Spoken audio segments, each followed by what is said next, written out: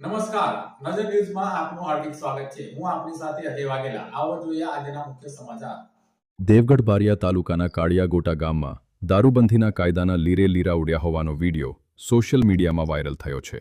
હોળી તહેવાર દરમિયાન યોજાતી ટોપલી ખવડાવવાની વિધિમાં દેશી વિદેશી દારૂની ખુલ્લેઆમ રેલમછેલ થતી હોવાનો દાવો વિડીયોમાં જોવા મળે છે.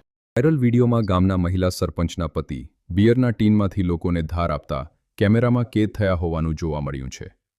વિડીયોમાં સરપંચ પતિ સહિત મોટી સંખ્યામાં ગ્રામજનો દારૂ સાથે નજરે પડતા ગાંધીના ગુજરાતમાં દારૂબંધીના ધજાગરા ઉડ્યા હોવાની ચર્ચા ઉઠી છે. પવિત્ર હોળી તહેવારમાં જાહેરમાં નશો પીરસાતો હોવાનો વિડીયો સામે આવતા જવાબદાર લોકો સામે ગંભીર સવાલો ઊભા થયા છે. સોશિયલ મીડિયામાં વિડીયો વાયરલ થતાં પોલીસની કામગીરી પર પણ પ્રશ્નચિહ્ન ઊભા થયા છે. હવે સવાલ એ છે કે સરપંચના પતિ સહિત વિડીયોમાં દેખાતા ગ્રામજનો સામે પોલીસ તંત્ર કોઈ કડક પગલાં લેશે કે નહીં.